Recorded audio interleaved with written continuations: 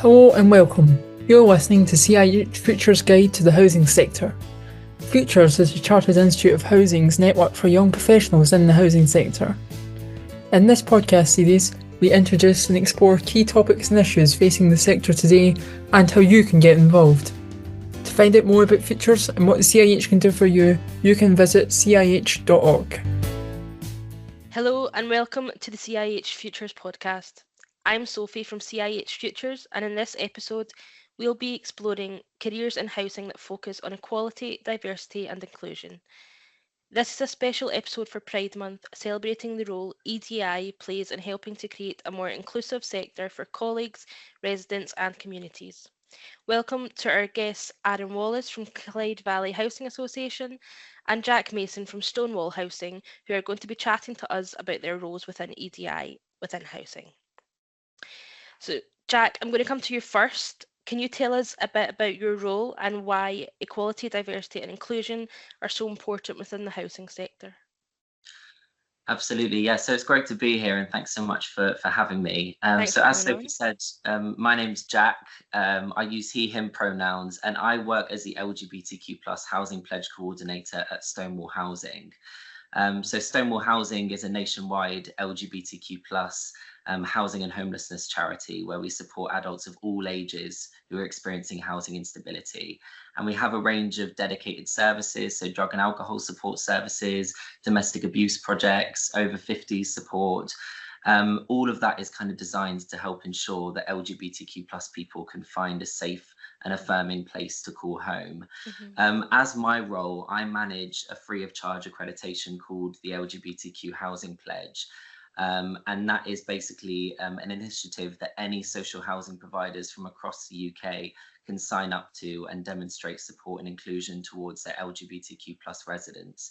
So my role is centered around supporting our 99 signatories, I think we're on now, through one-to-one check-ins, bi-monthly signatory forums, so facilitating these communities of good practice, providing newsletters, buddying schemes and things like that, as well as kind of promoting the pledge to basically anyone who will listen to me. So trying to get roles at conferences, speaking opportunities to talk about what the pledge can kind of bring to social housing providers and landlords. And I think the pledge itself covers different areas of LGBTQ plus inclusion. But so much of the work around increased visibility, adequate training and development for staff teams, like authentic resident engagement that reaches those communities that are too often written off as hard to reach. So much of that work is transferable towards other minoritized communities as well. So if we're thinking about anti-racism in housing, we're going to talk a lot about representation and visibility, but also ensuring that those lived experiences of Black and Brown residents are included in those conversations as well, similarly to how important it is for LGBTQ residents. So EDI is absolutely every department's business within a provider, right? It involves the comms team ensuring that they're sharing material that amplifies the voices of minoritized communities. It involves the resident involvement teams within an organization to ensure that they are equipped with the skills and the knowledge and the language around certain communities, that they focus on bringing in those voices that we might not have heard from previously. And it's absolutely a kind of leadership issue as well, so that the culture of inclusivity and EDI is cascaded across an organization organically. And every other staff member kind of buys into that ethos as part of their respective role. And I think that's so important to ensure that EDI isn't this kind of box ticking exercise. It's something that genuinely becomes embedded across an entire housing provider, right? Because that way you're improving the experiences of those minoritized staff members working within the organization, but also kind of improving and informing the outcomes for those residents that live in your homes, those customers for whom you're providing that service as well. So I think EDI is so important, but it has to be this kind of all-encompassing shared responsibility that is everyone's business, you know, whether or not you're from that particular community. If you're not, then how can you be an ally? How can you ensure that you're bringing those voices to the table? That's something that I hope that the kind of pledge scheme is able to facilitate to a certain extent. but we often partner with a range of other organisations who work to bring EDI and shine a light on other issues, whether that's disability and access or anti-racism. So that kind of intersectional perspective where we acknowledge all of those different elements of identities and communities, I think is super important with that work as well. So it's kind of a bit of an overview of my role and why I think EDI is kind of so important. Yeah, no, I wholeheartedly agree with you. Yeah, and Aaron, can you tell us a bit about your role and how your thoughts on EDI within housing? Yeah, it was actually really interesting hearing Jack's side of things because it's a very kind of similar approach, which is really nice to hear that it's not just one housing association or others out there doing it. It's a kind of collaborative approach. But working in the people team, ED&I is something that's always kind of sat naturally at the center of everything I do. So it's not really something you switch on or off. It's kind of part of every decision that I take. What is really interesting though is the added dimension you get when you are working in housing, because it's not just about the colleagues or job applications, it's about who we support and how we support them and how we engage with our customers as well. Jack mentioned as well, a lot of people from social housing often come from a background that is connected to protected characteristics as well. So the impact of ED&I goes far beyond just the workplace itself. And because of that, it's not enough to just, as you mentioned, tick the boxes or, meet the basics. It does push you to think a little bit deeper, taking that extra step to kind of ask yourself, okay, this is good. We're doing really good here, but how can we make it better and how can we make it more inclusive? And that's something I really enjoy about my role, is always kind of having that, next step, a kind of thought process. There's always an opportunity to improve the experience for people and to be more thoughtful, more intentional in how we create those inclusive environments as well, not just internally, but as we say, across the communities that we serve as well. Yeah, no, definitely. Thanks for that, Aaron. That's really interesting. The next question is kind of split into two. So the first part of the question is, what does Pride Month mean to you personally? And we've kind of touched upon it when we've spoke about the first question. What does an inclusive workplace look like and feel like to yourself? So we'll start with you, Aaron, this time. No worries. So I think for me, Pride Month's a really important moment to kind of pause and recognise the impact of LGBTQ plus movements, but also to reflect on how far we've come. So I'm only 28, but even in the relatively short time, the change has been really huge. When I think back to when I was in high school, the level of visibility, the acceptance, inclusion we see today just isn't the same. But what's really heartwarming is seeing more and more people being comfortable with themselves at a much earlier stage of life. And Pride Month kind of brings all that into focus again. It gives everyone that space to reflect on the progress, but also remind us why it's important to have the conversations and keep them going as well. An inclusive workplace culture, I think it can be quite simple. I think it sometimes can be more complicated at times when people try to make it more complicated. But simplifying things to just be approachable, inclusive. Here at Clyde Valley, our culture is, I'm very proud of it. It's a very adult environment where if things are going wrong or you need to talk about things, you just do it and you have that conversation like adults. And I think that really helps with everybody's comfortability and that psychological safety as well. There's no hierarchy, everybody mucks in. It's a very collaborative environment. And I think that that's important to have that inclusivity, because all these small steps have actually in turn helped the bigger picture as well. Yeah, no, definitely. My own workplace is pretty similar in respect to that openness within throughout all departments. So yeah, I get what you're saying. It does make it easier for sure. It seems to be a running theme within housing as well, which I'm really noticing more and more, having just recently joined the kind of housing environment. But it's really nice. I love seeing it. It's refreshing, isn't it? It's It nice. really is. Yeah. And what about yourself, Jack? What does Pride Month mean to you? Yeah, I mean, it's similar to kind of what Aaron said as well. I mean, on a personal level, it's just great to see so much visibility brought to inclusion. I guess I'm in an interesting position as someone who works full-time at an LGBTQ plus charity, right? So in some ways, it can feel like it's Pride Month all year round for colleagues, which is amazing position to be in, because it's always centered around LGBTQ plus inclusion, and we're a by and for charity, which means that there's a significant number of staff members that work at Stonewall Housing who are part of the LGBTQ plus community as well. So there's something particularly special, I guess, about supporting the community that you're from yourself. Yeah. And I think for Pride Month, it's nice to see that this is a kind of it's an opportunity for even more collaborations with other organizations. So whilst as a charity we might be doing Pride Month all year round in the way that we're always focused on LGBTQ plus inclusion, but the opportunities for webinars, for speaking opportunities like this very podcast, for external events and collaborations is so special. And I think that's what Pride Month really facilitates.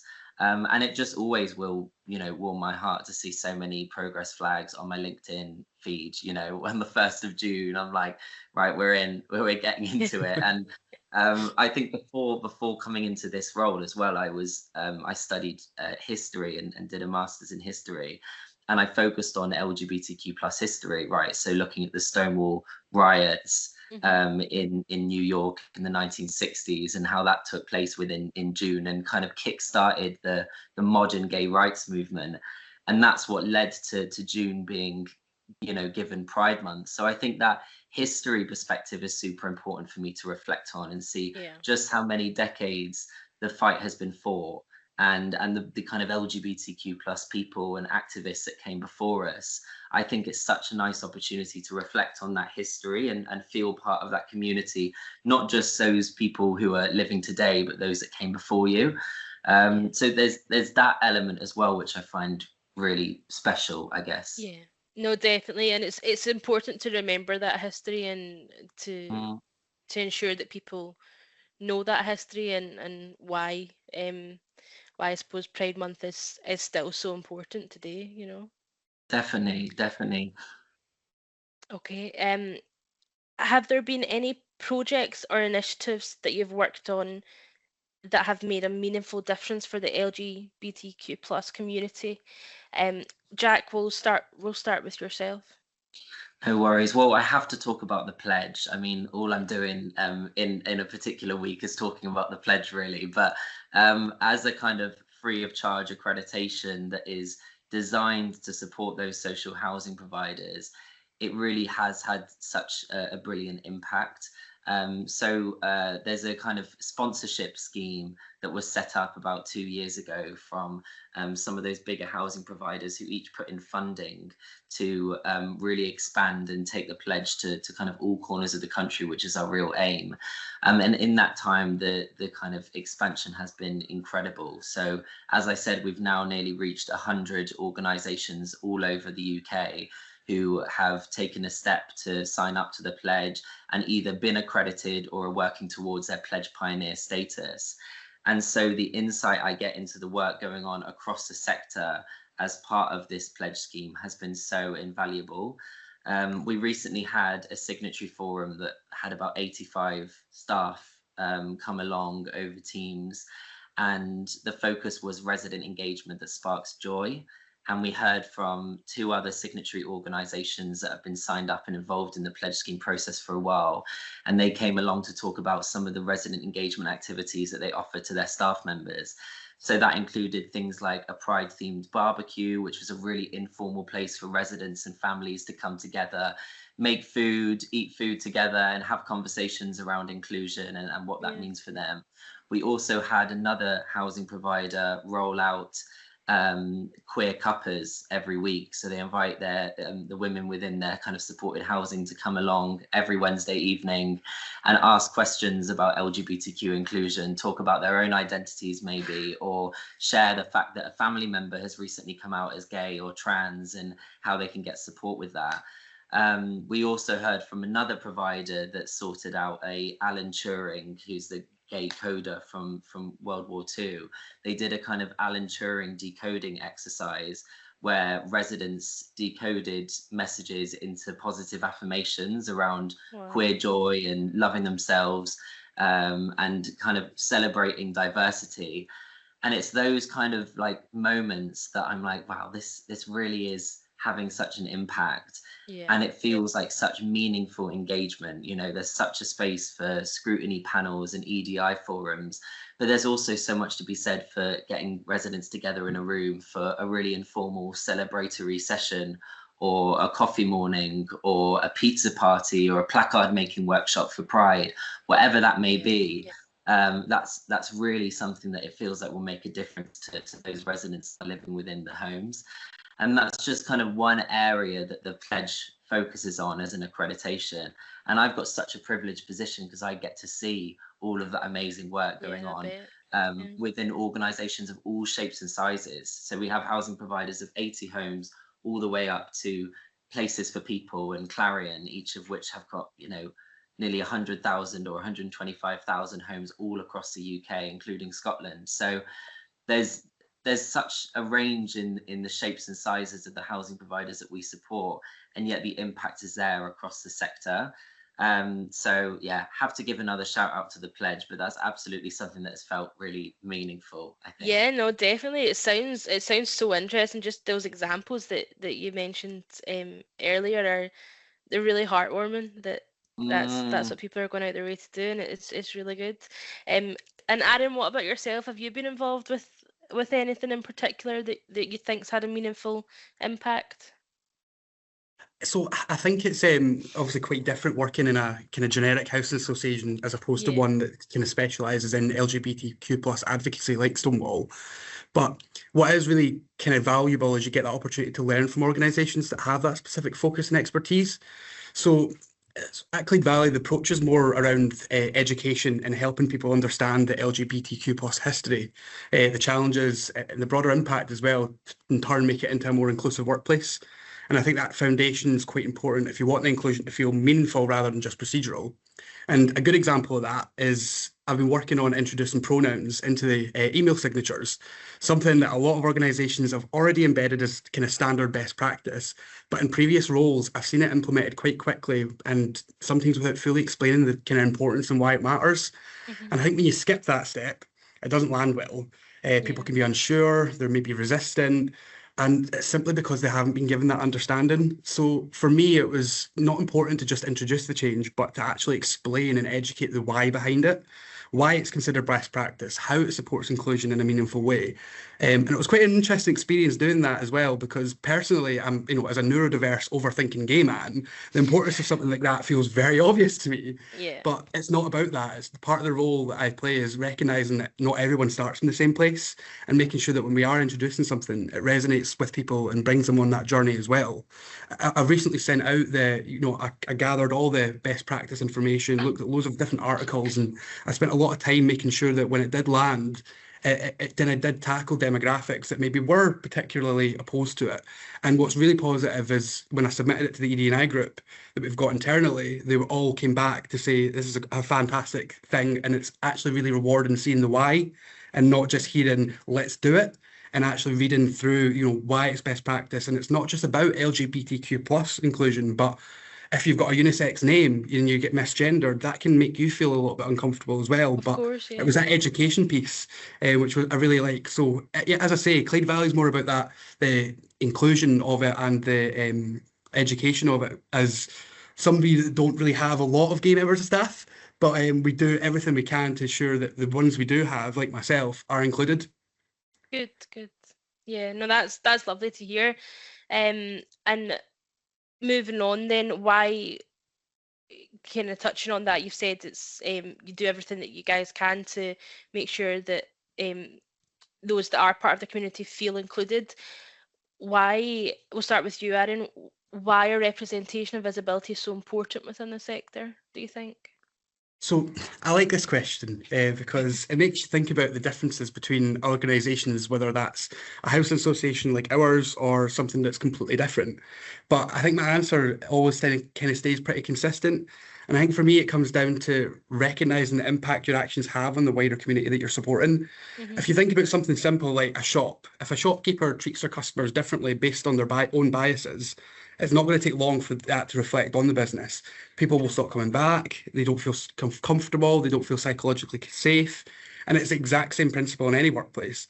If we're not actively educating, informing and promoting ED&I initiatives, including LGBTQ plus inclusion, then we leave space for misunderstanding or for people to feel unsure or uncomfortable. But in housing, the stakes are even higher because it's not just about providing a service or solving a small problem. It's about creating a safe, secure place for someone to live. At the end of the day, that's where the need to go to feel safe. And that's a fundamental need. And I think it carries so much weight as well. So while the shopkeeper example is kind of simple, the underlying principle still applies. It's about how people feel, the environment you create, and whether individuals feel respected, included, and safe, because that's what ultimately shapes that trust and well-being in any setting. And I think that's just really, really important. I think making it simple. I love the word simplify. Yeah. So I do agree with you. The just make it plain, make it simple. Don't complicate it when there's not a need to complicate it, and Absolutely. it should hopefully work. Absolutely. Yeah. Absolutely.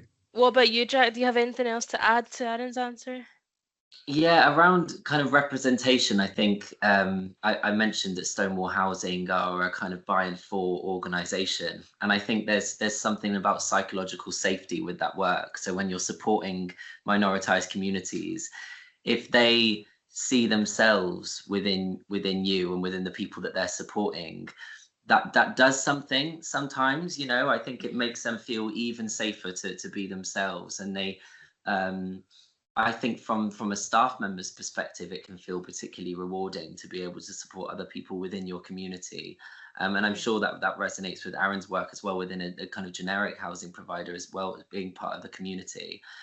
Visibility, I think, is so important. And I talk a lot about this with housing providers who are putting out comms for their residents, right? And they might put out a post about their organization sign up to the LGBTQ plus housing pledge, or they might be advertising Pride Month, and they sometimes worry if they don't receive anything back, if they don't hear customers or residents reaching out to them in response to that.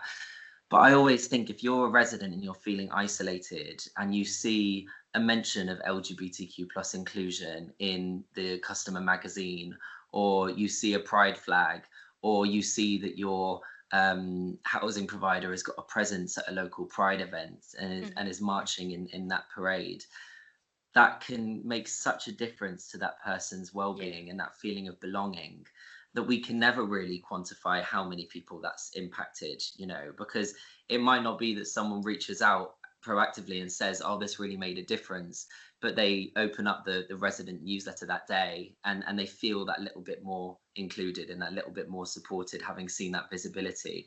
So I think visibility can just never be overstated in terms of its impact and how much of a difference it can make to those individuals and those people that we may not hear from because they don't, want to join a dedicated resident group, for example, but it will go a long way in making them feel kind of cared for and supported, I think. So yeah, just building on everything that Aaron said, I think it's super important. Yeah, definitely. And I think like you mentioned, just seeing something for some people is enough. Not everybody needs to be active and engaging on social media and things, but yeah, just that visibility and just the knowledge that your organization or your housing provider is supportive of your life and your community is enough for some people. So yeah, do you think that housing associations, Aaron, I'll come to you, can do anything to increase visibility? I think definitely they can. And I think it goes back to what Jack was saying about that kind of smaller steps and the small actions having that bigger impact. And it also resonates with what I was saying earlier about just making things a little bit simple. As you mentioned, Jack, attending a Pride event, putting out a communication with a Pride flag on it. It's all these small things that truthfully don't take a lot of effort. They don't take a lot of time. It's really just about being willing to do it. And I think as well, that kind of rolls down the hill from leadership as well. And if leadership's not got the buy-in, they're not going to then feed that down the channels to the managers and other leaders in the organisation. And in turn, the employee's not going to have that buy-in completely. And it just completely loses its traction altogether.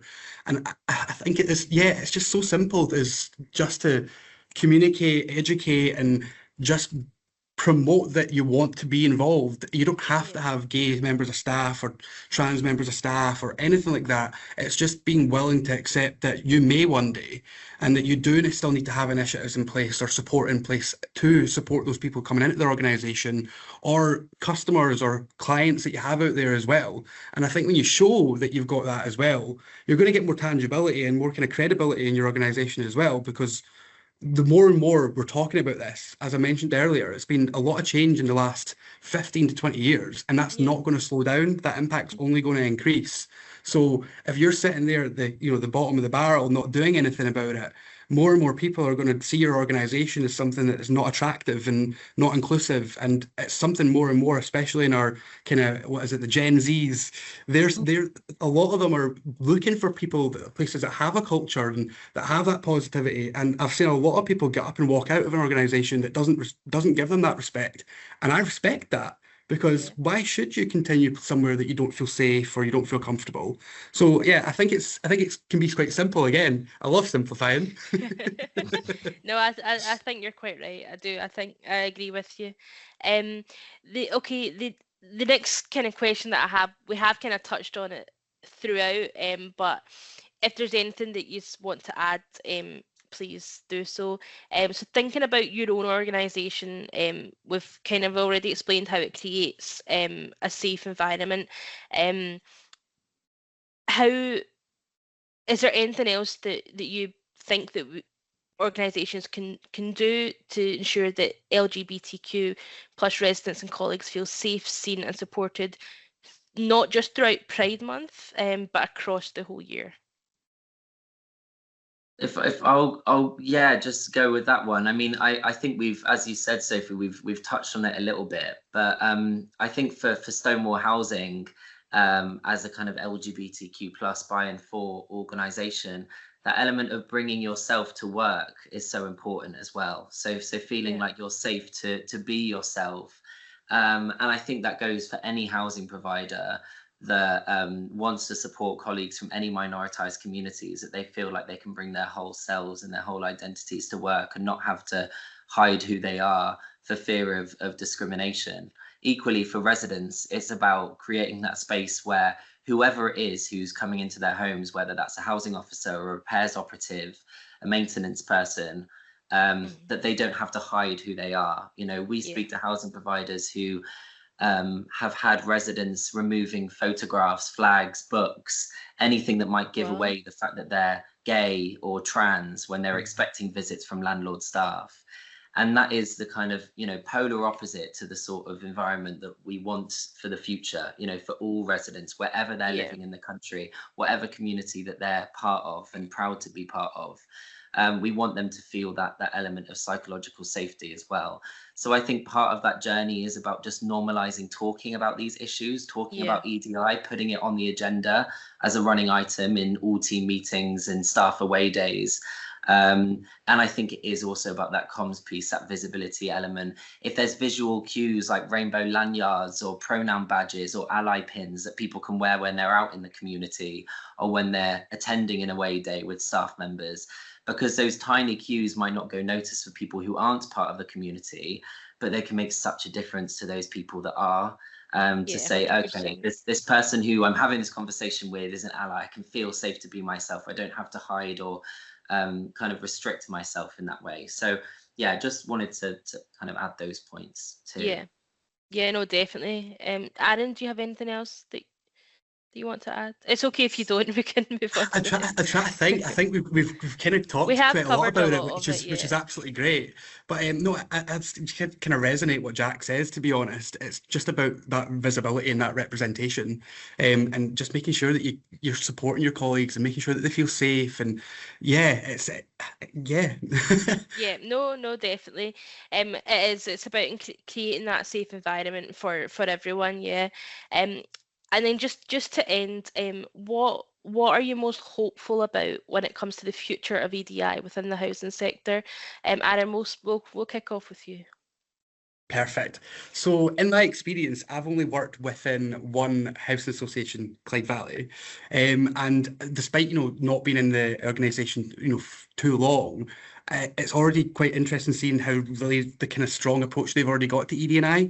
And I think because of that, I'm genuinely more hopeful that more and more associations will start to recognise how a solid EDI commitment is, how valuable a solid ED&I commitment is, not just in principle, but in real tangible outcomes. I often think about people from protected backgrounds that, there can be a real challenge about how comfortable they feel even to start that registration process for social housing.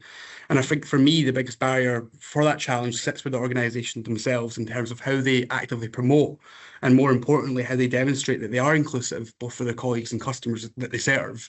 I'm actually a tenant of a social housing, and when I was doing my application with my partner, it was something that it did come into our head, but it wasn't like, we were both quite advocates and we're both quite loud about it as well. So we kind of positively challenge or negatively challenge when appropriate, where we need to. But, it makes me sad hearing like things like Jack said about people hiding things and not feeling comfortable. But, not everybody's similar to myself or Jack that will push that kind of advocacy forward.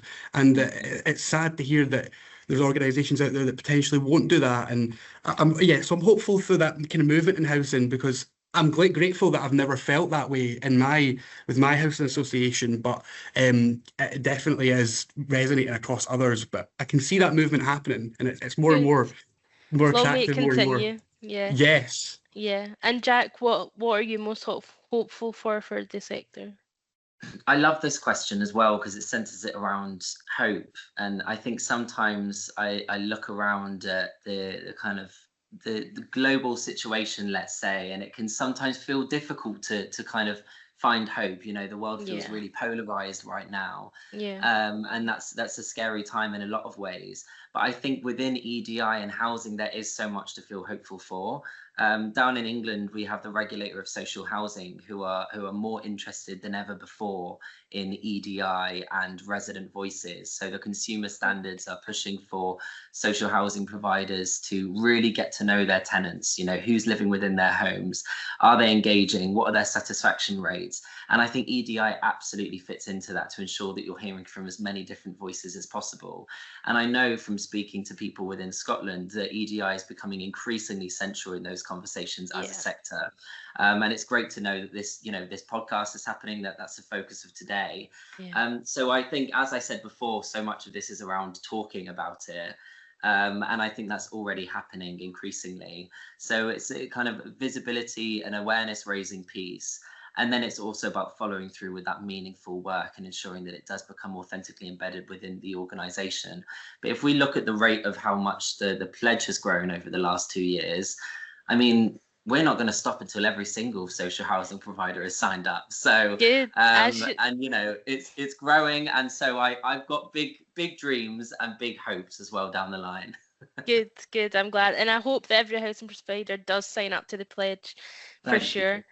I want more information after this. Yeah, me too. Send it over. Yeah, definitely.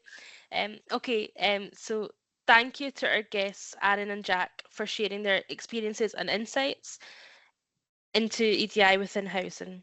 Equality, diversity and inclusion matter every day, not just during Pride Month, and continued focus across the sector will help ensure that colleagues and residents feel respected, represented and supported. So thank you for listening, and be sure to tune into our next podcast on the CIH website or YouTube channel.